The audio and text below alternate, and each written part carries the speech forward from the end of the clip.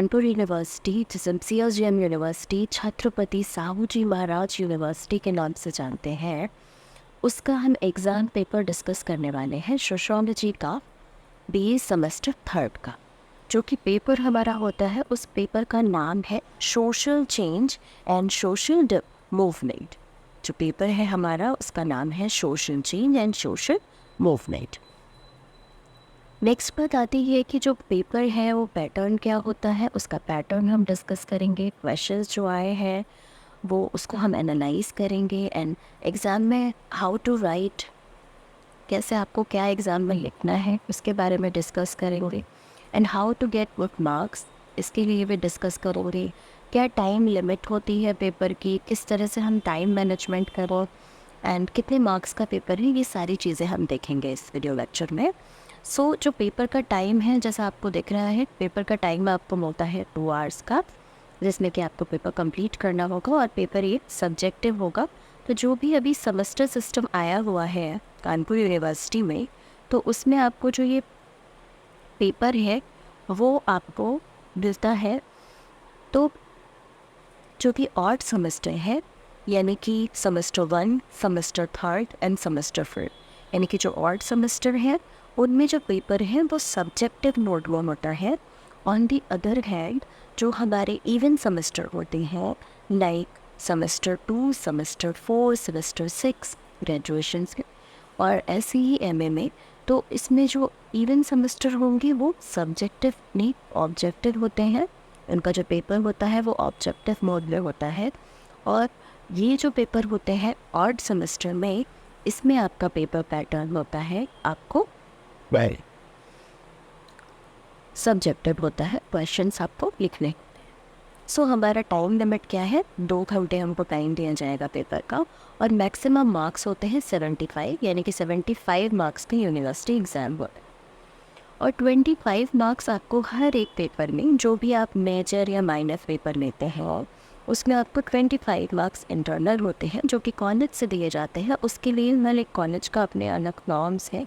कुछ कॉलेजेस के लिए आपको असाइनमेंट करवाते हैं, कुछ रोबनिक सेमेस्टर करवाते हैं, तो इस तरह की चीज़ें करा के आपको 25 मार्क्स वो देती है। एंड 75 का आपको यूनिवर्सिटी मार्क कंडक्ट कराती है एग्ज़ाम। और मेजर माइनर के लिए सबसे बड़ा कन्फ्यूजन है कि जो भी मेजर और स्टूडेंट हैं और जो माइनर स्टूडेंट हैं, उनका सिलेबस जो है, जो भी पेपर वो ऑप्ट कर वो है सेकेंड सेमेस्टर में, फर्स्ट सेमेस्टर में, थर्ड में, फोर्थ में, उसमें मेजर माइनर में सिलेबस में कोई डिफरेंस नहीं होता है। सेम सिलेबस होता है, जो मेजर स्टूडेंट का होता है वही सेम सिलेबस माइनर स्टूडेंट को पढ़ना पड़ता है।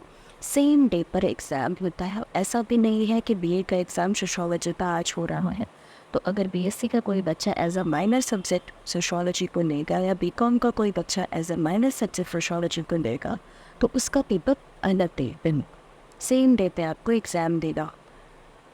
अब बात आती है, सबसे पहले हमें पेपर को बहुत अच्छे से देखना होता है। उसमें जो भी नोट दिए गए हैं, जो भी उसमें आपको इंस्ट्रक्शंस दिए हैं, उनको ज़रूर से पढ़ लीजिए। क्योंकि कई बार ऐसा होता है कि कुछ चेंज हो जाता है, टोटल कितने सेक्शन हैं, कितने क्वेश्चन हमें अटैम्प्ट करने हैं, वो सारी चीज़ें एक बार एक नज़र से देखने के बाद ही आप पेपर सॉल्व करिए। ये आपके लिए टिप है। तो सबसे पहले ये आता है कि this paper consist of 3 section. वो जो ये पेपर होगा, इसमें 3 सेक्शन होंगी, section E, section B and section C। और इसमें आपको केयरफुली सारे इंस्ट्रक्शंस को देखना है। हर एक सेक्शन में अलग अलग इंस्ट्रक्शंस आपको दिए गए हैं, उसके बेसिस पे आपको उसको करना होगा। Candidate have to write their answers in the given answer copy only. आपको एक आंसर बुकलेट प्रोवाइड की जाएगी जिसमें आपको ये आंसर्स लिखने हैं। No separate answer copy, B copy will be provided. So आपको जो भी कॉपी मिलेगी, एक सिंगल शीट आपको आंसर शीट मिलती है, उसी आंसर बुकलेट में आपको आंसर देने हैं। आपको कोई भी B शीट या कोई B कॉपी प्रोवाइड नहीं की जाएगी। सो ये यूनिवर्सिटी का गाइडलाइन है। अभी आते हैं, जब सेमेस्टर सिस्टम जब से आ गए हैं यूनिवर्सिटी में, ये सेमेस्टर सिस्टम आपका NEP के बाद आया है। NEP होता है हमारी न्यू एजुकेशन पॉलिसी, जो कि 2020 में पास हुई थी। उसके बाद से 2021 से ये रेगुलेट हुई है और 2021 से जितने भी ये BA, MA, BSc, BCom, MA, MSc वगैरह इन सब में अब सेमेस्टर सिस्टम हो गया है। इससे पहले ईयरली सिस्टम होता था, आपका एक ईयर में एक बार एग्ज़ाम होता था, बट सेमेस्टर सिस्टम में आपको एक सेमेस्टर अप्रॉक्सीमेटली 6 मंथ का एक सेमेस्टर होता है और वो सेमेस्टर आपको उसका एग्ज़ाम देना होता है, आप उसको क्वालिफाई करते हो और फिर आप अगले सेमेस्टर में जाते हो। एक ईयर में आपके 2 सेमेस्टर होते हैं। जैसे कि आप फर्स्ट ईयर में होंगे तो आप पहले फर्स्ट सेमेस्टर आएगा, फिर आपका सेकेंड सेमेस्टर आएगा, तब आप सेकेंड ईयर में जाओगे। ये जो पेपर है ये BA सेमेस्टर 3rd का है।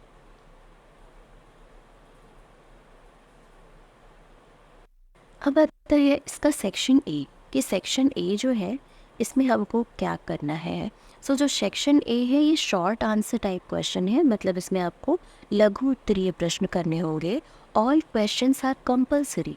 Answer the following question as short answer type question. Each question carries 5 marks. ये जो आपका सेक्शन ए है इसमें सारे क्वेश्चन कंपल्सरी हैं, मतलब सारे क्वेश्चन आपको करना अनिवार्य है उसको करना, और वो आपकी शॉर्ट आंसर टाइप क्वेश्चन है और हर एक क्वेश्चन का 5 मार्क्स है। सो ये जो भी आपका ए सेक्शन है इसमें आपको 5 नंबर का एक क्वेश्चन है और टोटल आपके ये क्वेश्चन जो है ए से स्टार्ट होकर आई तक। पहला क्वेश्चन आपसे पूछ रहा है कि what are the main pattern of social change.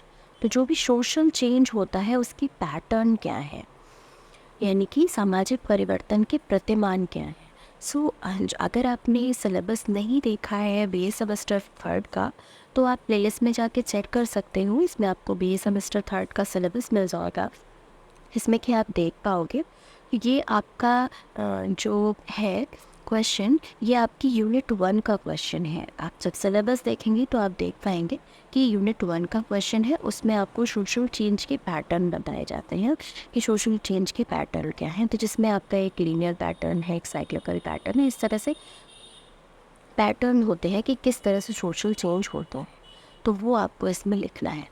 तो अगर आपसे शॉर्ट क्वेश्चन पूछता है तो जो आपकी कॉपी होती है उसमें मिनिमम आपको एक पेज का आंसर लिखना होता है, मिनिमम 5 मार्क्स के क्वेश्चन में। क्योंकि जब हम साइंस की बात करते हैं, BSc कर रहे हैं आप या BCom कर रहे हैं तो आप कट टू कट आंसर्स लिखते हैं, बट ह्यूमैनिटीज़ में जब हम आते हैं तो हमें थोड़ा सा आंसर्स को एलिबरेट करके लिखना होता है। तो हम इसमें पहले आपको लिखेंगे, थोड़ा सा हम सोशल चेंज के बारे में बताएंगे कि सोशल चेंज क्या होता है। वो चीज़ें बताने के बाद हम ये बताएंगे कि उसके क्या कौन कौन सी जो आपको मेन पैटर्न्स बताओगे तो वो पैटर्न आप बता देंगे कि उसके पैटर्न्स क्या है। ये क्वेश्चन हो गया आपका यूनिट 1।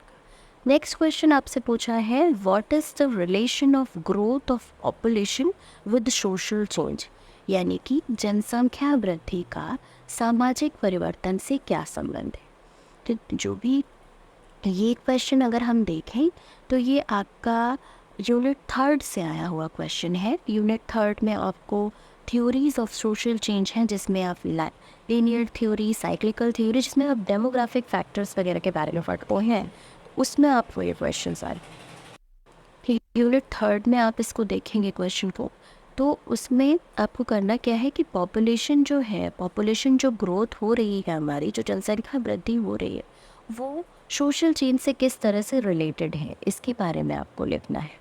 तो आपको इन दोनों के रिलेशन के बारे में लिखना है। तो आप थोड़ा सा पहले ये सोशल चेंज के बारे में बता सकते हो, या थोड़ा सा आप पॉपुलेशन ग्रोथ जो है इस टाइम की उसके बारे में बता के फिर उन दोनों के रिलेशन को बता सकते हो। नेक्स्ट क्वेश्चन आपसे पूछा है what is the difference between progress and development. Progress and development जो होता है उसके बीच में क्या डिफरेंस होता है। तो जब भी आपसे डिफरेंस पूछेगा तो इसका बेस्ट आंसर ये होता है कि आप जो है, जो भी आपका पेपर है उसको आप लाइन करके 2 पार्ट में डिवाइड कीजिए। एक साइड आप एक लिखेंगे जो भी टॉपिक है और दूसरा साइड आप दूसरा टॉपिक लिख के उसको डिफ्रेंशिएट करेंगे। बेस्ट पैटर्न होता है कोई भी डिफरेंस लिखने का। तो इसमें आप सिर्फ एक साइड आप प्रोग्रेस के लिए लिखेंगे और दूसरे साइड डेवलपमेंट के लिए।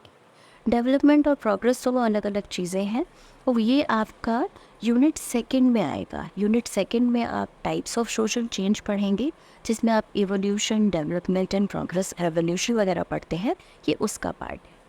अगर हम सिंपल बताएं तो प्रोग्रेस जो होती है, प्रोग्रेस की जब हम जो हम चाह रहे हैं एक्चुअल वो चीज़ हो रही है, या एक हम अपवर्ड डायरेक्शन की बात करते हैं, तो वो प्रोग्रेस होती है।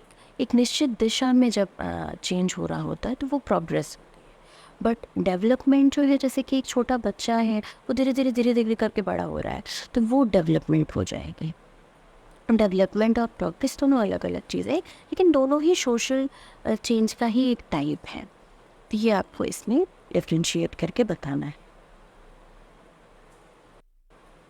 नेक्स्ट क्वेश्चन आपसे पूछा है कि what do you mean by cyclical change.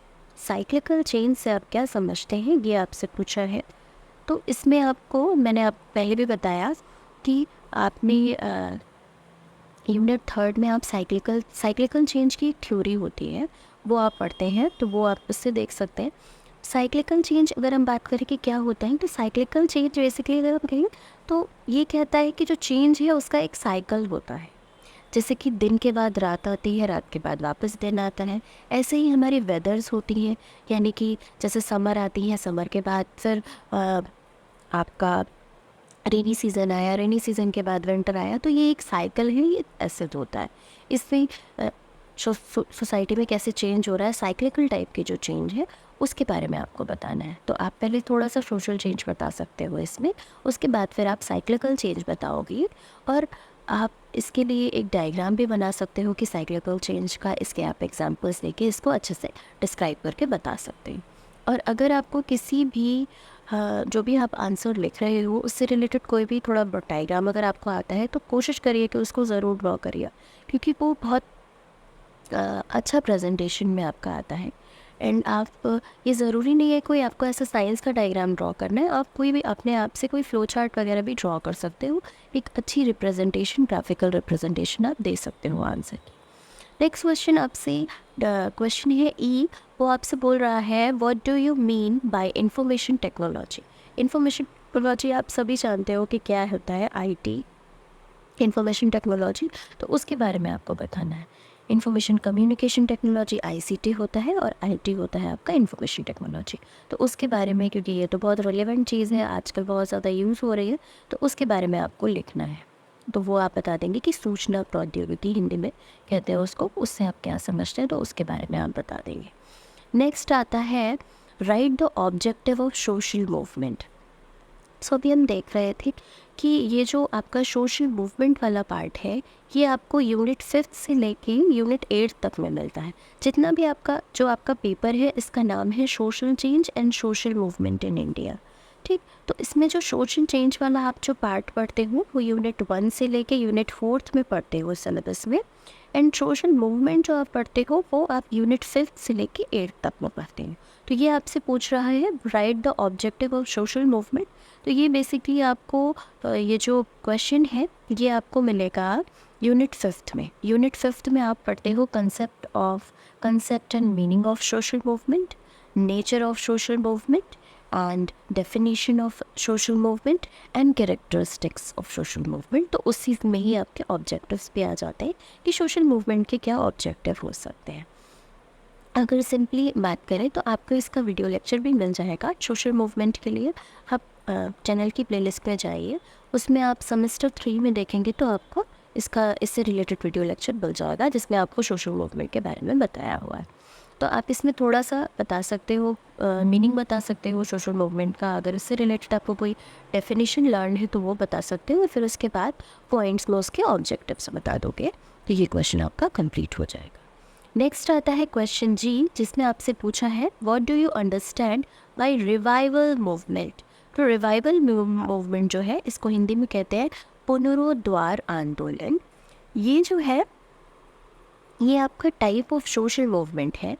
ये सोशल मूवमेंट का ही टाइप होता है, जिसे आप पढ़ते हो यूनिट 6 में। यूनिट 6 में आप टाइप्स ऑफ सोशल मूवमेंट पढ़ते हो, जिसमें कि आपको ये आपका बहुत different types of social movement है, लाइक रिफॉर्म, जिसको सुधार आंदोलन कहते हैं, रिबेलियन, रिवाइवल, रेवोल्यूशन, ये सारे टाइप्स ऑफ सोशल मूवमेंट आप पढ़ते हो।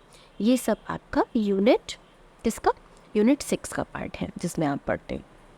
तो इसमें आप ये कर सकते हो, इसमें आप थोड़ा सा आप ये बता दोगे कि सोशल मूवमेंट क्या है, फिर ये आप रिवाइवल मूवमेंट को हेडिंग डाल के रिवाइवल मूवमेंट के बारे में बता दोगे कि एक टाइप ऑफ सोशल मूवमेंट है और इसमें क्या क्या चीज़ें, इसकी कैरेक्टरिस्टिक्स और वो चीज़ें आप इसमें डिफाइन करके बता दोगे। नेक्स्ट क्वेश्चन एच है, वो आपने पूछा है कि what do you understand by peasant movement. So peasant movement को आप पढ़ते हो यूनिट 8 में। यूनिट 8 में आप सोशल मूवमेंट इन इंडिया, जिसमें कि आप peasant movement, labour movement, Dalit movement, women's movement, environment movement, ये सारी चीज़ें पढ़ते हो। तो उसी में ही आपका पीजेंट मूवमेंट आता है। तो सबसे पहले आप इसमें बताओगे कि पीजेंट मूवमेंट क्या होता है। तो जो भी जितने भी आपके फार्मर्स होते हैं, किसान होते हैं, वो उनसे रिलेटेड जो मूवमेंट होते हैं वो कृषक आंदोलन में आते हैं। तो वो आप थोड़ा सा डिस्क्राइब करोगे कि ये जो भी हमारे पीजेंट्स होते हैं, जो हमारे फार्मर्स होते हैं, जब वो उनकी कंडीशन से सेटिस्फाई नहीं है वो मूवमेंट चलाते हैं, तो वो पीजेंट मूवमेंट होते हैं। पर इस पर आप कोई भी पीजेंट मूवमेंट का एग्जांपल दे सकते हो, जैसे कि बहुत सारे आपके पीजेंट से रिलेटेड मूवमेंट हुए हैं, जैसे भूदान मूवमेंट है, चंपारण मूवमेंट है। तो जो भी आपको इससे रिलेटेड कोई एग्जांपल लर्न है जो पीजेंट मूवमेंट से रिलेटेड है, वो आप इसमें एक दो एग्जांपल उसके और इसका थोड़ा सा इसके बारे में डिस्क्रिप्शन भी दे सकते हैं। नेक्स्ट आपसे क्वेश्चन आई है, वो आप उसने आपसे पूछा है डिफाइन ग्लोबलाइजेशन, यानी कि वैश्वीकरण को परिभाषित कीजिए। तो आपको ग्लोबलाइजेशन क्या है इसके बारे में बताना है। सो नेक्स्ट क्वेश्चन में आपको इसमें ग्लोबलाइजेशन के बारे में बताना है। तो ग्लोबलाइजेशन क्या है इसको आप डिफ़ाइन कर सकते हो, इससे रिलेटेड अगर कोई डायग्राम या कुछ है वो ड्रॉ कर सकते हो, और इस चीज़ को अच्छे से उसकी कोई भी आप मीनिंग वगैरह कुछ डेफिनेशन या कुछ भी चीज़ें आपको पॉइंट्स में पता है तो उसको आप बता सकते हो, राइट। सो ये हमारा हो गया सेक्शन 8, जिसमें कि सारे क्वेश्चंस जो थे वो कंपलसरी थे। अब मैं बताती है कि अगर आपको सेक्शन ए के क्वेश्चन स्टार्टिंग से बहुत ज़्यादा अच्छे नहीं आ रहे हैं तो आप उसको स्किप भी करके सेक्शन बी से भी पेपर स्टार्ट कर सकते हो। बट जब आप कॉपी पे करो, कोई भी सेक्शन आप स्टार्ट करो, तो उसको बस आपको क्लियरली मेंशन करना होता है कि आपने सेक्शन ए स्टार्ट किया है, सेक्शन बी स्टार्ट किया है। जो भी सेक्शन है उसको क्लियरली ज़रूर से मेंशन कीजिए। और अगर आपका जो पेज है कॉपी का वो बिल्कुल एंड पे है, तो वहाँ से न्यू सेक्शन ना शुरू करके वहाँ पे आप मेंशन कर दीजिए प्लीज़ टर्न ओवर, और उसके बाद आप नेक्स्ट पेज से अपना सेक्शन मेंशन करके वहाँ से पेपर स्टार्ट, वहाँ से आप अपना नया सेक्शन स्टार्ट कर सकते हैं। तो हमेशा जब भी सेक्शन दूसरा स्टार्ट करिए तो सेक्शन को क्लियरली मेंशन कीजिए। क्वेश्चंस लिखना कोई कंपलसरी नहीं है, बट आप उसकी हेडिंग्स दे सकते हो। क्वेश्चन नंबर, यानी कि जैसे आप क्वेश्चन नंबर सेक्शन ए का क्वेश्चन नंबर 1 का आई पार्ट कर रहे थे, एच पार्ट कर रहे थे, तो वो नंबर डाल के आप क्वेश्चन का हेडिंग डाल के क्वेश्चन को कर सकते हैं।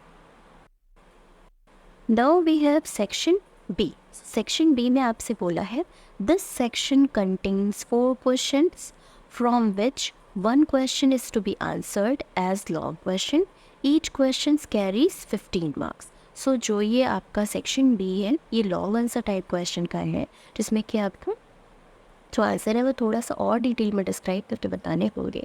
इसमें आपको 4 दीर्घ उत्तरी यानी कि लॉन्ग क्वेश्चन दिए गए हैं, जिसमें से आपको सिर्फ एक क्वेश्चन करना है।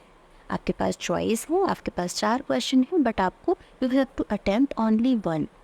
आपको सिर्फ एक क्वेश्चन अटैम्प्ट करना है जो कि आपको 15 मार्क्स का क्वेश्चन है। अभी तक हम जो सेक्शन ए कर रहे थे जिसमें कि 5 मार्क्स का क्वेश्चन था, तो आप उसमें थोड़ा चीज़ों को बहुत थोड़ा शॉर्ट में बता रहे थे, बट अभी क्वेश्चन जो है उसका मार्क्स बढ़ेगा तो हम क्वेश्चन को और डिटेल में डिस्क्राइब करेंगे चीज़ों को।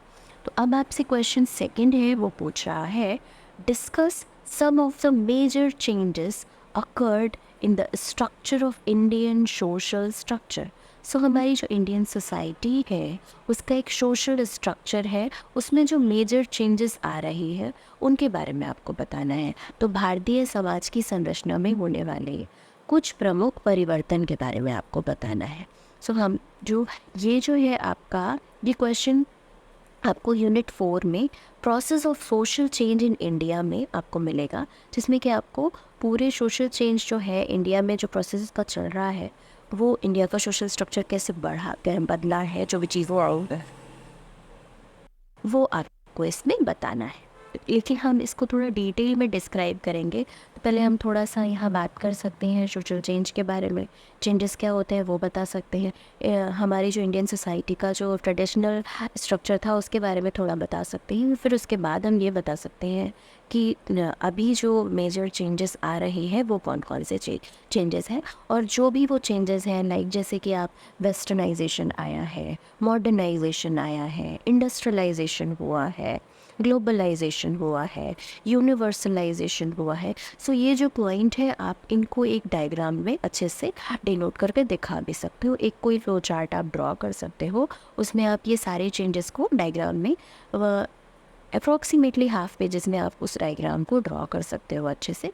फिर एक एक पॉइंट, एक एक हेडिंग को आप लेते जाओगे और उसको आप थोड़ा थोड़ा सा डिस्क्राइब करते जाओगे, तो ये आंसर आपका अच्छे से हो जाए।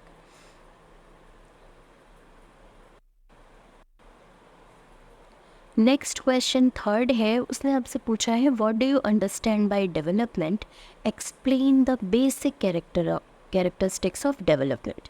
डेवलपमेंट आपने अगर अभी शॉर्ट क्वेश्चंस देखे तो उसमें आपने देखा है आपको क्वेश्चन एक पूछा था प्रोग्रेस और डेवलपमेंट में डिफरेंस। अभी आपसे डेवलपमेंट का ही लॉन्ग क्वेश्चन पूछा है, जिसमें आपसे पूछा है कि डेवलपमेंट से आप क्या समझते हैं। तो आप पहले डेवलपमेंट का मीनिंग, उससे रिलेटेड अगर आपको कुछ डेफिनेशन एक्सेट्रा पढ़ा है तो वो आप बता देंगे, उसका मीनिंग डिटेल में, एंड फिर आप उसकी कैरेक्टरिस्टिक्स को बताएंगे। बट यहाँ पे हम कैरेक्टरिस्टिक्स को पॉइंट में ना बता के हम कैरेक्टरिस्टिक्स को थोड़ा सा हेडिंग वाइज देंगे, एक एक हेडिंग लिखते जाएंगे और उसको थोड़ा सा डिटेल डिस्क्राइब करेंगे, एंड उससे रिलेटेड अगर हम कोई फ्लो चार्ट, कोई डायग्राम ड्रॉ कर सकते हैं तो वो भी बना देंगे। तो ये आपका आंसर कंप्लीट हो जाएगा। ये क्वेश्चन था आपका यूनिट सेकेंड से, जिसमें कि आपको डेवलपमेंट प्रोग्रेस एक्सेट्रा पढ़ना था। ये जितने भी क्वेश्चंस आप देख रहे हैं ये बहुत इंपॉर्टेंट क्वेश्चंस हैं, इनको ज़रूर से आप पढ़िए, क्योंकि जितने भी आपके प्रीवियस ईयर क्वेश्चंस होते हैं अगर आप उनको पढ़ के जाते हैं सब्जेक्टिव एग्ज़ाम में स्पेशली क्वेश्चंस रिपीट होते हैं, वर्डिंग डिफरेंस हो जाएगी। जैसे आपसे कह रहा है कि विकास से आप क्या समझते हैं, तो आपसे ऐसे पूछ सकते हैं कि विकास की अवधारणा क्या है। तो क्वेश्चंस की वर्डिंग डिफरेंट हो सकती है, बट टॉपिक आपके जो इम्पॉर्टेंट है को रिपीट होते हैं। तो आप क्वेश्चंस को बहुत अच्छे से ये क्वेश्चंस को देखिए और इनको प्लीज़ सॉल्व जरूर कर लीजिए। इनको आप नोट डाउन करके रख भी सकते हैं। नेक्स्ट क्वेश्चन आपसे पूछा है describe the concept and characteristics of Sanskritisation. Sanskritisation जो है ये क्वेश्चन आपका यूनिट 4 में आता है, जो अभी हम डिस्कस कर रहे थे ऑलरेडी। जो अभी हमने क्वेश्चन नंबर 2 देखा था, इंडिया में मेजर चेंजेस जो अकर्ड हुए हैं, ये उसका ही पार्ट है जिसमें हमने, क्योंकि आपको यूनिट 4 यानी कि process of social change in India में आप देखते हो इसको, तो ये संस्कृतिकरण की अवधारणा क्या है और इसकी विशेषताएं हमें बताइए। तो सिंपल वर्ड में अगर हम संस्कृतिकरण की बात करें, यानी कि संस्कृताइजेशन जो ये थ्योरी है, ये आपकी एक इंडियन थिंकर थी, एम.एन. श्रीनिवास उनका नाम था, उनकी थ्योरी है। और संस्कृताइजेशन की जो थ्योरी है वो ये कहती है कि संस्कृताइजेशन होता है वो जो भी लोअर कास्ट होती है वो हायर कास्ट को फॉलो करती है, वो उस प्रोसीजर को हम कहते हैं संस्कृताइजेशन। नेक्स्ट क्वेश्चन आपसे पूछा है tradition and modernity are interrelated concept, discuss. So परंपरा और आधुनिकता जो है वो परस्पर संबंधित अवधारणाएं हैं, इसके बारे में आपको डिस्कस करना है। तो पहले तो आप ट्रेडिशन बता सकते हो कि ट्रेडिशन क्या होता है, फिर मॉडर्निटी क्या होती है, फिर उन दोनों में जो इंटर रिलेटेड जो चीज़ें हैं उनके बारे में आपको थोड़ा सा बता देंगे, तो ये क्वेश्चन आपका कंप्लीट हो जाएगा। सो ये यहाँ से आपका सेक्शन बी कंप्लीट हो रहा है। इसमें से सिर्फ आपको एक क्वेश्चन अटैम्प्ट करना था, बट आप प्रिपेयर सारे क्वेश्चन कर लीजिएगा क्योंकि ये सारे ही इम्पोर्टेंट हैं।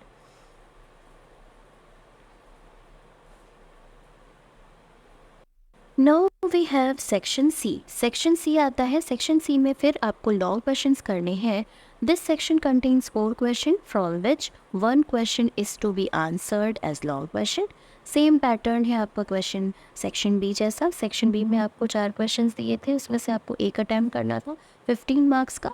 सेम सेक्शन सी में है 4 क्वेश्चंस हो गए, उसमें से आपको एक क्वेश्चन अटैम्प्ट करना है 15 मार्क्स का।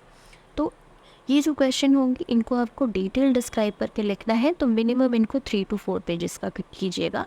3 to 4 पेजेस में अपने क्वेश्चन को कंप्लीट करने की कोशिश कीजिए। एंड जो शॉर्ट क्वेश्चन थे उनको आप शॉर्ट में एटलीस्ट इवन आप एक सिंगल पेज जो लिखते हो, एक पेज आप लिख दोगे उतना सफिशिएंट है। शॉर्ट में बहुत ज़्यादा टाइम आपको नहीं देना है, जिससे कि आपको लॉन्ग में ज़्यादा टाइम ना मिले। इसलिए शॉर्ट को थोड़ा सा जल्दी ख़त्म करने की कोशिश कीजिएगा।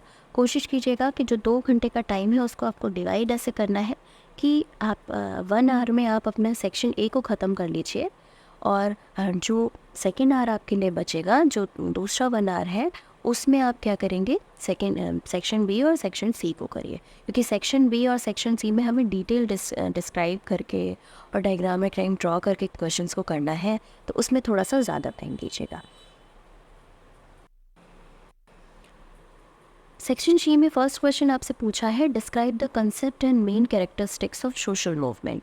ये क्वेश्चन भी आपका सेक्शन यूनिट 5 से ही है, जिसमें कि आप सोशल मूवमेंट को आपको बताना है कि कंसेप्ट बताना है सोशल मूवमेंट का। तो इसमें आप सोशल मूवमेंट की मीनिंग से स्टार्ट करेंगे, जिसका कि वीडियो लेक्चर ऑलरेडी आपके पास है, प्लेलिस्ट में चेक करिएगा। सोशल मूवमेंट का कंसेप्ट बताइए, उसकी डेफिनेशंस बताइए और उसकी कैरेक्टरिस्टिक्स बताइएगा। और कैरेक्टरिस्टिक्स को इसमें आप हेडिंग वाइज बताएंगे और एक उसका डायग्राम भी आप फ्लो चार्ट में ड्रॉ कर सकते हैं। तो ये आंसर आपका कंप्लीट हो जाएगा। नेक्स्ट क्वेश्चन है आपका, what is social movement, examine Marxian perspective of social movement. So social movement के डिफरेंट पर्सपेक्टिव हैं।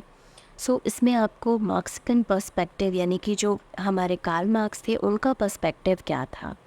मार्क्सिकन पर्सपेक्टिव बेसिकली कार्ल मार्क्स का था, उनका अपना पर्सपेक्टिव क्या था। अभी सोशल मूवमेंट के बारे में इसमें स्टार्टिंग में आपको सोशल मूवमेंट का मीनिंग डेफिनेशन बताना ही होगा, उसके बाद आप बताएंगे कि मैक्सिकन पर्सपेक्टिव जो था वो क्या था। तो बेसिकली अगर हम मैक्सिकन पर्सपेक्टिव की बात करें तो मार्क्स जो थे वो ये कहते थे कि जो क्योंकि वो जर्मन थिंकर थे और उस समय की जो जर्मन सोसाइटी थी उसके बारे में उन्होंने बात की है। तो वहाँ पे 2 क्लासेस थी उन्होंने देखा, एक थे हमारे बोर्जुआसीज और दूसरे थे हमारे प्रोलेटरिएट, यानी कि बोर्जुआ और सर्वहारा वर्ग था।